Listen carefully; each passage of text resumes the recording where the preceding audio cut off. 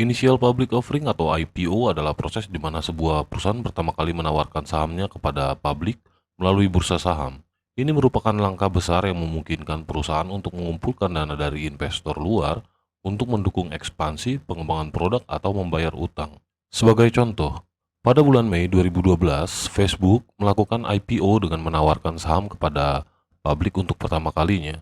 Facebook menawarkan 421 juta saham dengan harga awal 38 US dollar per saham. IPO ini adalah salah satu yang terbesar dan paling dinanti dalam sejarah pasar saham, dengan total penggalangan dana mencapai sekitar 16 miliar US dollar. Keputusan Facebook untuk go public bertujuan untuk mengumpulkan dana tambahan yang diperlukan untuk mengembangkan teknologi dan layanan baru serta untuk memperluas jangkauan globalnya. Dalam kasus IPO Facebook ini, ada beberapa aspek penting yang dapat dipelajari. Yang pertama adalah penilaian perusahaan. Sebelum IPO, Facebook dinilai sekitar 104 miliar US dollar berdasarkan harga penawaran saham.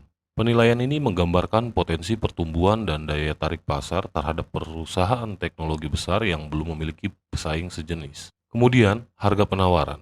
Harga saham IPO Facebook ditetapkan pada 38 US dollar per lembar saham yang dianggap tinggi oleh banyak analis pada saat itu. Harga ini mencerminkan optimisme investor terhadap pertumbuhan masa depan perusahaan. Namun setelah IPO, harga saham Facebook sempat mengalami penurunan signifikan yang menunjukkan bahwa meskipun ada minat besar, ada juga kekhawatiran mengenai evaluasi yang terlalu tinggi. Kemudian proses underwriting. Morgan Stanley dan beberapa bank investasi besar lainnya bertindak sebagai underwriter untuk IPO Facebook. Mereka bertanggung jawab untuk menilai harga yang wajar, menjual saham kepada investor institusi dan individu, serta memastikan bahwa semua persyaratan regulasi dipenuhi. Kemudian regulasi dan transparansi. Facebook harus memenuhi berbagai persyaratan regulasi sebelum IPO, termasuk penyusun prospektus yang merinci informasi penting tentang kesehatan keuangan perusahaan, resiko, dan strategi bisnis.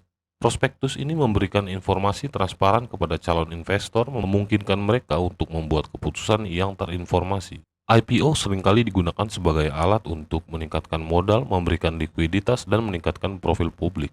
Perusahaan mengumpulkan dana untuk mendukung pertumbuhan dan pengembangan lebih lanjut, di mana pemegang saham awal, termasuk pendiri dan investor awal, dapat menjual sebagian saham mereka sehingga mendapatkan keuntungan.